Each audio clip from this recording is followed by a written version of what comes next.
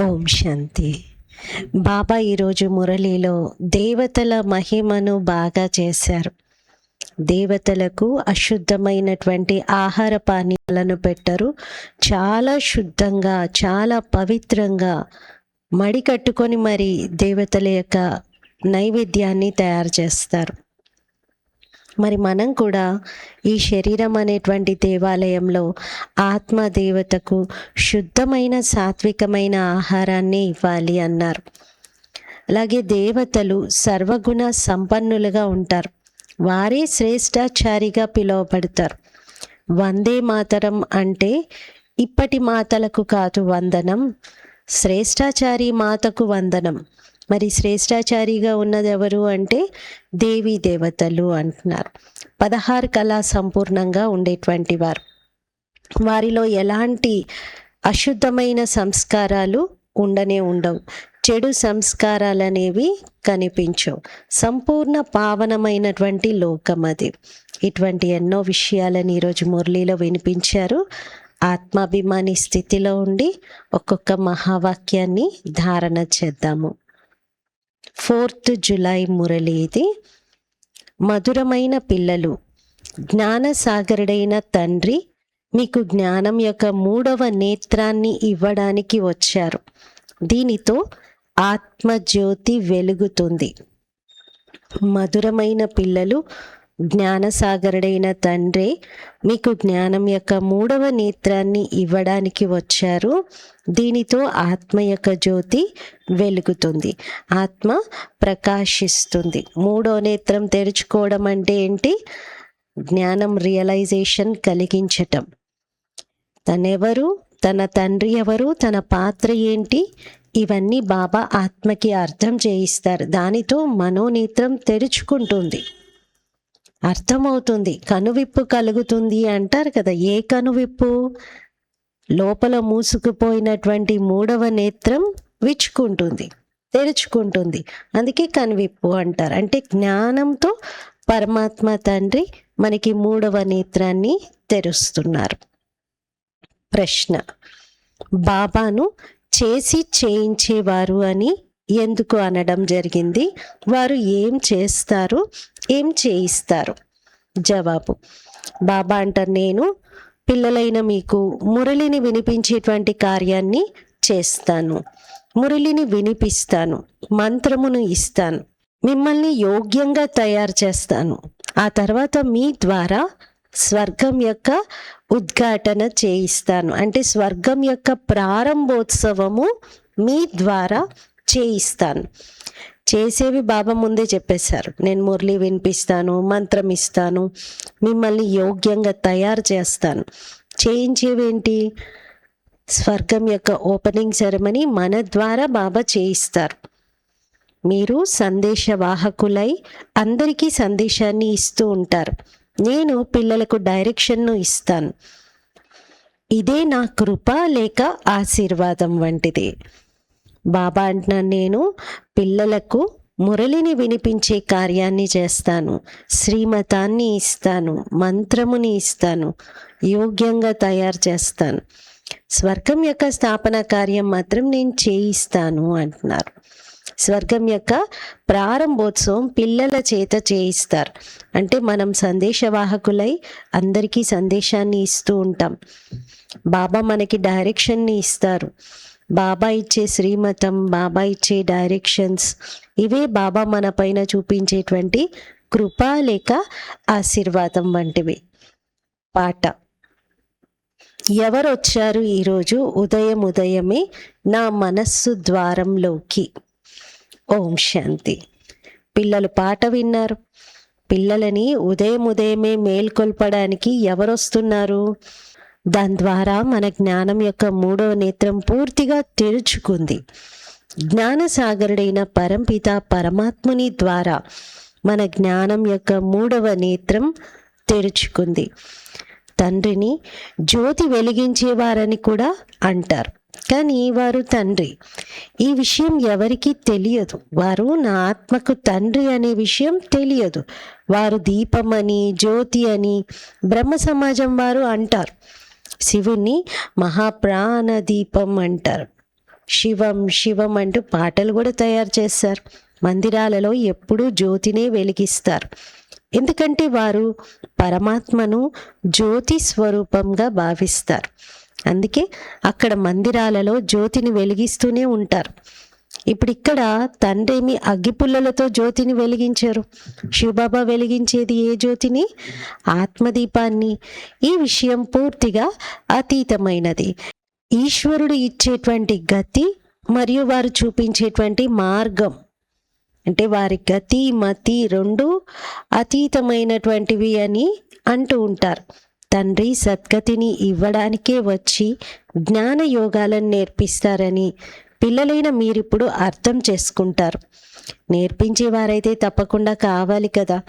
శరీరం అయితే నేర్పించదు, ఆత్మయే అంతా చేస్తుంది. ఆత్మలోని మంచి లేక చెడు సంస్కారాలు ఉంటాయి.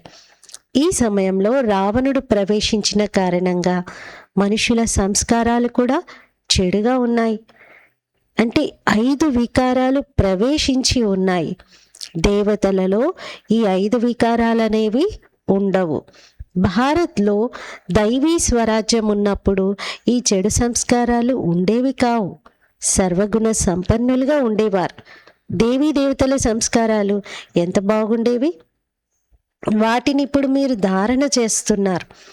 బాబా స్వయం వచ్చి క్షణంలో సర్వులకు సద్గతిని ఇస్తారు.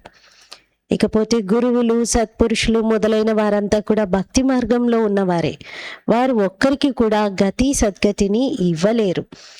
తండ్రి రావడంతోనే సర్వుల సద్గతి జరుగుతుంది. పరంపిత పరమాత్ముని అసలు ఎందుకు పిలుస్తారంటే, మీరు వచ్చి పతిత ప్రపంచాన్ని వినాశనం చేసి పావన ప్రపంచం యొక్క ప్రారంభోత్సవం చేయండి, తద్వారా వాటి ద్వారాలను తెరవండి అని అంటారు. బాబా వచ్చి శివశక్తి మాతల ద్వారా గేట్ తెరిపిస్తారు. వందే మాతరం అని అంటూ ఉంటారు. ఈ సమయంలోని మాతలెవరికి వందనం చేయడం జరగదు. ఎందుకంటే ఏ ఒక్కరు కూడా శ్రేష్టాచారి మాతలుగా లేరు. శ్రేష్టాచారులను ఎవరినంటారంటే, ఎవరైతే యోగ బలంతో జన్మిస్తారో వారిని. మరి లక్ష్మీనారాయణలను శ్రేష్టాచారులని అంటారు. భారత్లో దేవీ దేవతలు ఉన్నప్పుడు భారత్ శ్రేష్టాచారిగా ఉండేది. ఈ విషయాల గురించి మనుషులకు అసలు తెలియదు. వారు తమ ప్లాన్ తయారు చేసుకుంటూ ఉంటారు. గాంధీ కూడా రామరాజ్యాన్ని కోరుకునేవారు. దీని ద్వారా ఇది రావణ రాజ్యం అని రుజువవుతుంది. భారత్ పతితంగా ఉంది. కానీ రామరాజ్యాన్ని స్థాపించడానికైతే అనంతమైన బాపూజీ కావాలి. హద్దు బాపూజీ అయితే రామరాజ్యం కావాలి అని కేవలం అందరికీ ఒక కలను మిగిల్చి వెళ్ళారు. ఆయనేమీ రామరాజ్యాన్ని తీసుకురాలేదు. కానీ ఇక్కడ అనంతమైన బాపూజీ, మొత్తం విశ్వాత్మలందరికీ తండ్రి అయిన పరమాత్ముడే విశ్వంలో రామరాజ్యాన్ని తీసుకురాగలుగుతారు. రావణ రాజ్యాన్ని వినాశనం చేస్తారు. రావణ రాజ్యానికి ఇప్పుడు నిప్పంటుకొనున్నదని పిల్లలకు తెలుసు. ఆత్మలందరూ అజ్ఞాన అంధకారంలో నిద్రిస్తూ ఉన్నారు. మనం కూడా నిద్రపోతూ ఉండేవారిమే. బాబా వచ్చి మేల్కొల్పారని మనకి తెలుసు. భక్తి యొక్క రాత్రి పూర్తయి పగలు మొదలవుతుంది. రాత్రి పూర్తయి ఇప్పుడు పగలు వస్తుంది. బాబా సంగమయుగంలో వచ్చి ఉన్నారు. పిల్లలకు దివ్య దృష్టిని అనగా జ్ఞానం యొక్క 3వ నేత్రాన్ని ఇస్తారు. దీని ద్వారా మీరు మొత్తం విశ్వాన్ని తెలుసుకున్నారు. ఇది తయారు చేయబడిన అవినాశి డ్రామా అని, ఇది తిరుగుతూనే ఉంటుందని మీ బుద్ధిలో కూర్చుంది. ఇప్పుడు మీరెంతగా మేల్కొన్నారు. ప్రపంచమంతా నిద్రిస్తూ ఉన్న తరుణంలో మీరు మేల్కొని ఉన్నారు. మీరు జాగృత స్థితిలో ఉన్నారు. ఇప్పుడు పిల్లలైన మీకు మొత్తం విశ్వం యొక్క ఆదిమత్యాంతాలు, మూలవతనం, సూక్ష్మవతనం, స్థూలవతనం అన్నింటి గురించి తెలుసు. మిగిలిన ప్రపంచమంతా కుంభకర్ణుని అజ్ఞాన నిద్రలో నిద్రిస్తూ ఉంది. పతిత పావనుడు ఎవరు అనేది ఎవరికీ తెలియదు. ఓ పతిత పావన రండి అని పిలుస్తారు. మీరు వచ్చి సృష్టి ఆదిమధ్యాంతాల రహస్యాన్ని అర్థం చేయించండి అని ఏ ఒక్కరూ అలా పిలవటం లేదు. బాబా అంటారు, మీరు ఈ సృష్టి చక్రాన్ని అర్థం చేసుకోవడంతో చక్రవర్తి రాజులుగా అవుతారు. స్మృతితోనే పావనంగా అవుతారు. వినాశనం ఎదురుగా నిలబడి ఉంది, యుద్ధం కూడా జరగబోయేది ఉంది. ఇకపోతే కౌరవులకు పాండవులకు యుద్ధమేమీ జరగలేదు. పాండవులు ఎవరు అనేది కూడా ఎవరికీ తెలియదు. సైన్యం మొదలైన వాటి విషయమైతే అసలు లేనే లేదు. మీ వైపు అయితే సాక్షాత్తు పారలౌకిక పరంపిత పరమాత్మ శివుడు ఉన్నారు. ఆ తండ్రి ద్వారానే వారసత్వం లభిస్తుంది. శ్రీకృష్ణుని ఆత్మ 84 జన్మలను పొంది ఇప్పుడు మళ్ళీ తండ్రి ద్వారా వారసత్వాన్ని తీసుకుంటుందని మీకు తెలుసు. ప్రపంచం యొక్క హిస్టరీ, జాగ్రఫీ రిపీట్ అవుతాయి. ఇప్పుడు పిల్లలైన మీరు వినాశనం కన్నా ముందే సతో ప్రధానంగా తప్పనిసరిగా అవ్వాలి. గృహస్థ వ్యవహారంలో ఉంటూ కమల పుష్ప సమానంగా పవిత్రంగా ఉండాలి. భగవాను వాచ, గృహస్థ వ్యవహారంలో ఉంటూ ఈ ఒక్క జన్మ పవిత్రంగా ఉండండి అని అంటారు. పాస్ట్ ఈజ్ పాస్ట్, గతం గత. ఇప్పటి వరకు ఉన్నా లేకపోయినా, ఎలా గడిచిన రోజులు ఇప్పుడు మాత్రం అలర్ట్ అయిపోండి. ఇదైతే డ్రామాలో నిశ్చితమై ఉంది. సృష్టి అయితే సతో ప్రధానంగా అవ్వాల్సిందే. ఇది డ్రామా యొక్క రాత, విధి రాత అని అంటారు. ఇది ఈశ్వరుని రాత కాదు. డ్రామా రాత ఈ విధంగా తయారై ఉంది. దీనిని తండ్రి కూర్చోబెట్టి మనకి అర్థం చేయిస్తూ ఉన్నారు. అర్ధకల్పం ఎప్పుడైతే పూర్తవుతుందో అప్పుడు స్వయం భగవంతుడు వస్తారు. బాబా అంటారు, ఎప్పుడైతే రాత్రి పూర్తయి పగలు ప్రారంభమవుతుందో అప్పుడే నేను వస్తాను. అంటే ఏంటి? అర్ధకల్పం పూర్తవుతుందో అంటే చీకటిలో అర్ధకల్పం పూర్తవ్వాలి. ఇప్పుడు సగం కల్పం పగలు, సగం కల్పం రాత్రి అంటారు కదా. ఆ రాత్రి మొదలవ్వగానే భగవంతుడు వచ్చేసేరు. ఆ రాత్రి కూడా అర్ధకల్పం పూర్తవ్వాలి. అప్పుడే కానీ వారి యొక్క అవతరణ జరుగుతుంది. ఎప్పుడైతే రాత్రి పూర్తయి పగలు ప్రారంభమవుతుందో అప్పుడే నేను వస్తాను. శివరాత్రి అని కూడా అంటారు కదా. శివుని పూజారులు శివరాత్రిని నమ్ముతారు. గవర్నమెంట్ అయితే సెలవు కూడా రద్దు చేసేసింది. లేకపోతే తక్కువలో తక్కువ 1 నెల రోజులైనా సెలవులు ఉండాలి. చూడండి, బాబా నెల రోజులు అంటున్నారు, కనీసం ఒక్కరోజే సెలవు ఇవ్వట్లేదు. వారే సర్వుల దుఃఖహర్త సుఖకర్త అని ఎవరికీ తెలియదు. వారి జయంతినైతే అసలు అన్ని ధర్మాల వారు చాలా ఘనంగా 1 నెలంతా జరుపుకోవాలి. విశేషంగా భారత్కు డైరెక్ట్గా తండ్రి వచ్చి సద్గతిని ఇస్తారు. మరి భారత్ స్వర్గంగా ఉన్నప్పుడు దేవీ దేవతల రాజ్యం ఉండేది. ఆ సమయంలో వేరే ధర్మాలేవి ఉండేవి కాదు. దేవతలు విశ్వానికి యజమానులుగా ఉండేవారు. విభజనలు మొదలైనవేవి ఉండేవి కాదు. అందుకే స్థిరమైన అఖండమైన సుఖము, శాంతి, సంపత్తులతో కూడినటువంటి దైవీ రాజ్యాన్ని మేము మళ్ళీ పొందుతున్నామని అంటారు. అనంతమైన తండ్రి నుండి అనంతమైన వారసత్వం 5000 సంవత్సరాల క్రితం కూడా మనకి లభించింది. సూర్యవంశీ, చంద్రవంశీ రాజ్యాలలో ఎలాంటి దుఃఖం అన్న పేరే లేదు. రాముని రాజ్యంలో ప్రజలు కూడా షావుకార్లే, మరియు ఆ నగరంలో అందరూ దాతలే. కావున ధర్మానికి సదా ఉపకారం జరుగుతుంది అని అంటూ ఉంటారు కూడా. అక్కడ అధర్మం అనే మాటే ఉండదు.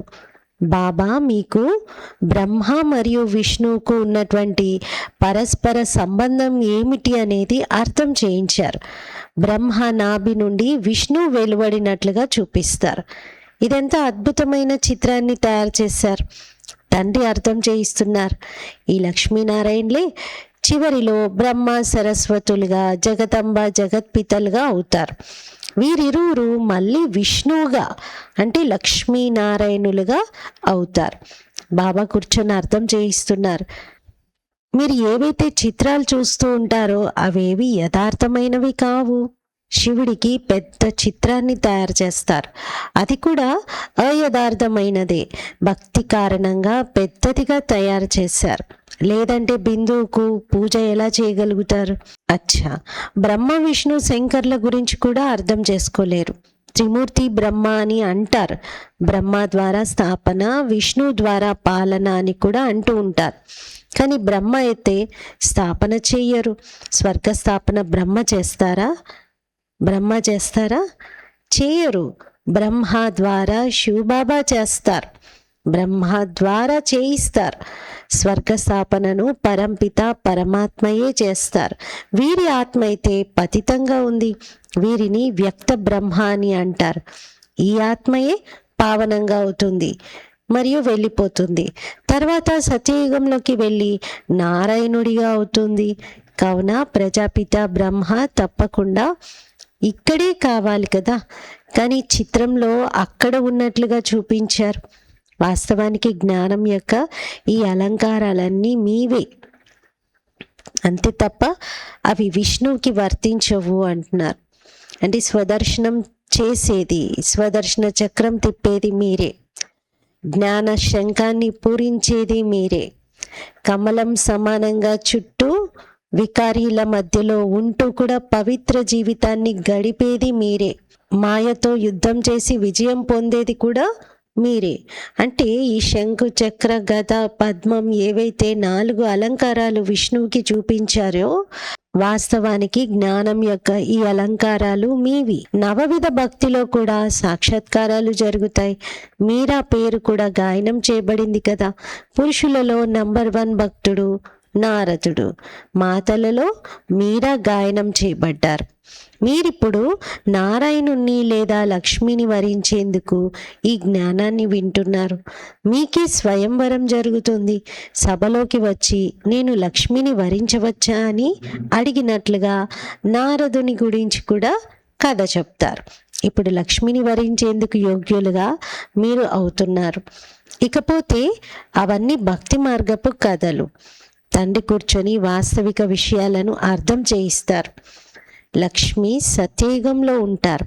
భక్తుడైన నారదుడు ద్వాపర యుగంలో ఉంటారు.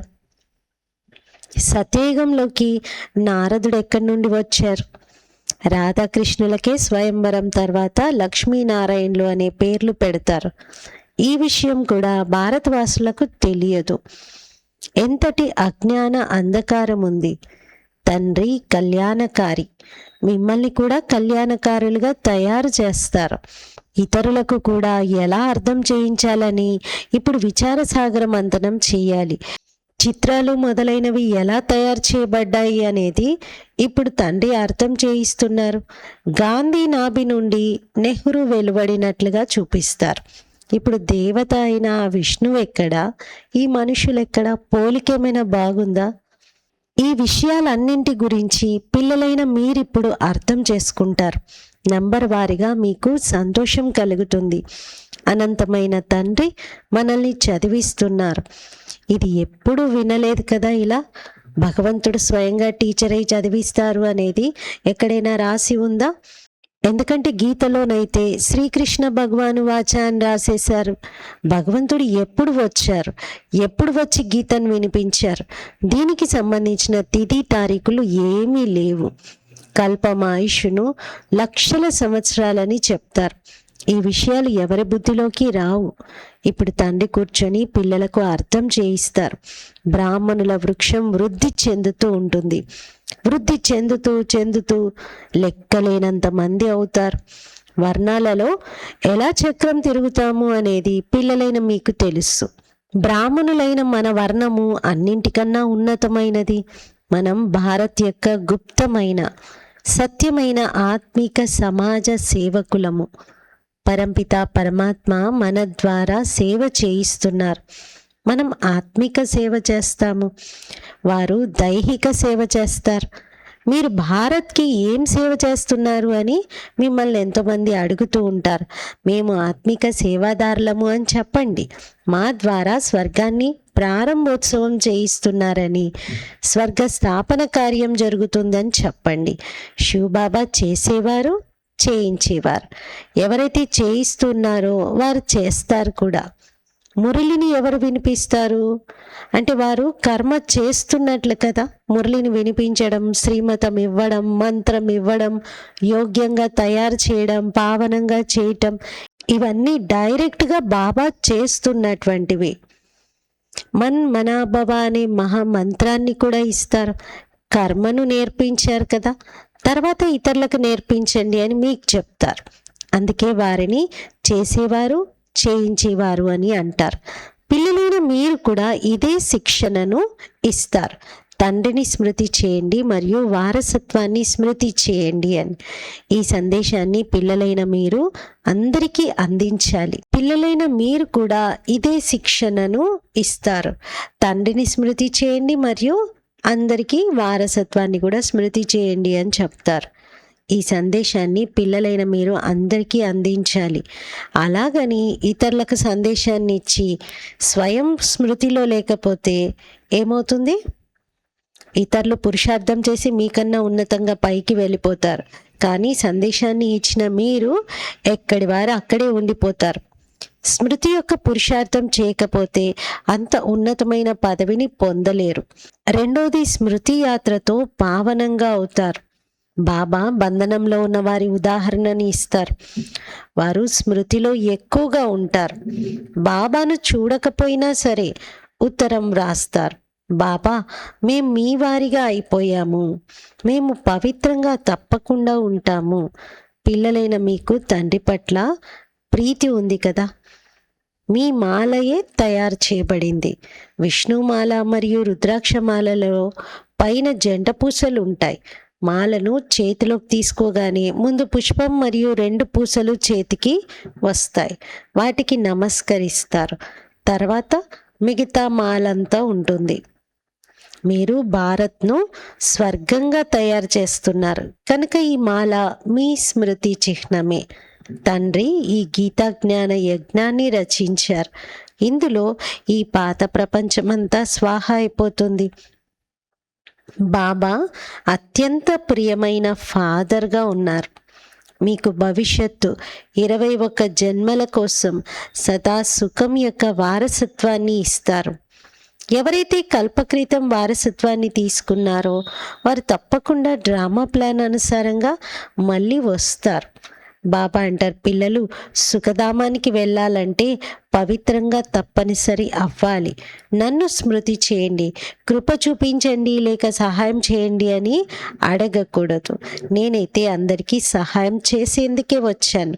పురుషార్థం చేయాల్సింది మీరు కదా. మరి పురుషార్థం విషయంలో కూడా బాబా నువ్వే చెయ్యి అంటే ఎలా? తండ్రి అంటారు, నన్ను ఒక్కరిని స్మృతి చేయండి. స్మృతి చేయడం మీ వంతు, అంటే మీ పని. అది చేయాల్సింది మీరే. డైరెక్షన్ ఇవ్వడమే తండ్రి కృప చూపించడం. బాబా కొంచెం కృప చూపించు అంటే నేను ఇలాంటి డైరెక్షన్స్ ఇవ్వడమే కృప చూపించడం అంటున్నారు. పురుషార్థం చేయాల్సిందైతే మీరే. ఇకపోతే తినండి, తాగండి, తిరగండి. మీరు పవిత్ర భోజనాన్ని తినాలి. మనం దేవీ దేవతలుగా అవుతాం. అక్కడ ఉల్లిపాయలు మొదలైనవి ఉండవు. అవన్నీ ఇక్కడే వదిలేయాలి. ఈ వస్తువులు అక్కడ ఉండవు. ఆ విత్తనాలే ఉండవు. సత్యయుగంలో అనారోగ్యాలు మొదలైనవి ఉండవు. ఇప్పుడు ఎన్ని అనారోగ్యాలు వెలువడ్డాయో చూడండి. అక్కడ తమోగుని వస్తువు అంటూ ఏది ఉండదు. ప్రతి వస్తువు సతో ప్రధానంగా ఉంటుంది. ఇక్కడ మనుషులు ఏమేం తింటున్నారో చూడండి. ఇప్పుడు తండ్రి పిల్లలకు స్వయంగా చెప్తున్నారు, నా స్మృతిలో ఉండండి. ఇతర సాంగత్యాలన్నింటినీ వదిలి నాతో సాంగత్యాన్ని జోడించినట్లయితే మీరు పావనంగా అయిపోతారు. अच्छा, मीठे मीठे सिखिलते बच्चों प्रति मात पिता बाप दादा का याद प्यार और गुड मॉर्निंग। रूहानी बाप की रूहानी बच्चों को नमस्ते। हम रूहानी बच्चों की रूहानी बाप दादा को याद प्यार गुड मॉर्निंग और नमस्ते। मेरा बाबा मीठा बाबा प्यारा बाबा शुक्रिया बाबा। ధారణ కొరకు ముఖ్య సారం. First point, past is past. గతం గతః. గతించిపోయిన దానిని మరిచిపోయి గృహస్థ వ్యవహారంలో ఉంటూ సతో ప్రధానంగా అయ్యే పురుషార్థం చేయాలి. వినాశనానికి ముందే తప్పనిసరి పావనంగా అవ్వాలి. సెకండ్ పాయింట్, భారత్ను స్వర్గంగా తయారు చేసే సత్యాతి సత్యమైన సేవలో తత్పరులై ఉండాలి. ఆహార పానీయాలను చాలా శుద్ధంగా ఉంచుకోవాలి. పవిత్ర భోజనాన్ని తినాలి. ఫస్ట్ పాయింట్లో బాబా గతం గతః, ఇప్పుడైతే మంచిగా పురుషార్థం చేయండి, వినాశనానికి ముందే పావనంగా అవ్వండి అంటున్నారు. సెకండ్ పాయింట్లో సత్యమైన సేవలో తత్పరులై ఉండాలి. దేవతల వలె పవిత్రమైన శుద్ధమైన భోజనాన్నే స్వీకరించాలి అన్నారు. వరదానం: స్థూల కార్యాలను చేస్తూ కూడా మనస ద్వారా విశ్వ పరివర్తన సేవను చేసే బాధ్యతాయుతమైన ఆత్మాభావ. స్థూల కార్యాలను చేస్తూ కూడా మనసు ద్వారా విశ్వ పరివర్తన సేవను చేసే బాధ్యతాయుత ఆత్మాభావ. వివరణ: ఏ స్థూల కార్యమునైనా చేస్తూ సదా ఇదే స్మృతిలో ఉండాలి. నేను విశ్వం అనే స్టేజ్ పైన విశ్వ కళ్యాణ సేవార్థం నిమిత్తమై ఉన్నాను. నాకు నా శ్రేష్ఠ మనస్సు ద్వారా విశ్వ పరివర్తన కార్యం చేసే చాలా పెద్ద బాధ్యత లభించింది. ఈ స్మృతి ద్వారా నిర్లక్ష్యం సమాప్తమైపోతుంది మరియు సమయం కూడా వ్యర్థమవడం నుండి రక్షింపబడుతుంది. ఒక్కొక్క క్షణాన్ని అమూల్యంగా భావిస్తూ విశ్వ కళ్యాణ కార్యంలో మరియు జడమును చైతన్యంగా పరివర్తన చేసే కార్యంలో సఫలం చేస్తూ ఉంటారు. జడమైన దాన్ని చైతన్యంగా పరివర్తన చేయడంలో సఫలం చేస్తూ ఉంటారు. ఈరోజు స్లోగన్: ఇప్పుడు యోధులుగా అయ్యేందుకు బదులుగా నిరంతర యోగులుగా అవ్వండి. యోధులుగా అవ్వడం అంటే ఏంటి? సైన్యంలో పోరాడేటువంటి సోల్జర్స్గా అవ్వడం. అలా సోల్జర్స్గా అవ్వడం కాదు, నిరంతర యోగిగా అవ్వండి అంటున్నారు. అవ్యక్త ప్రేరణలు: జ్వాలా స్వరూప స్థితిలో ఉంటూ శక్తిశాలి స్మృతిని అనుభవం చేయండి. ఎలా అయితే దుఃఖంలో ఉన్నటువంటి వారి మనస్సులో ఇప్పుడు వినాశనం అయిపోవాలి అన్న శబ్దము మొదలవుతుంది, అలాగే విశ్వ కళ్యాణకారి ఆత్మలైన మీ మనసులో ఇదే సంకల్పం ఉత్పన్నం అవ్వాలి. ఇప్పుడు త్వరగా సర్వుల కళ్యాణము జరగాలి అని. అప్పుడే సమాప్తి జరుగుతుంది. వినాశకారి ఆత్మలకు కళ్యాణకారి ఆత్మల యొక్క సంకల్పం అనే సూచన కావాలి. అందుకే ఎవరు రెడీగా అవ్వాలి అనే తమ శక్తిశాలి సంకల్పంతో జ్వాలారూప యోగము ద్వారా వినాశన జ్వాలను వేగవంతం చేయండి. ఈరోజు స్వమానము: నేను బాధ్యతాయుతమైన ఆత్మను. ప్రతి కర్మలోనూ అటెన్షన్ ఇవ్వాలి. నేనేది చేస్తే నన్ను చూసి అందరూ ఫాలో అవుతున్నారని, నేను విశ్వం అనే వేదిక పైన నిలబడి ఉన్నాను అని గుర్తుంచుకోవాలి. అలా ఉంటే మన కర్మల పైన మనకి బాగా అటెన్షన్ పెరుగుతుంది. మరి రోజంతా ఇటువంటి ఉన్నతమైన స్థితిలోనే ఉందాము. ఓం శాంతి.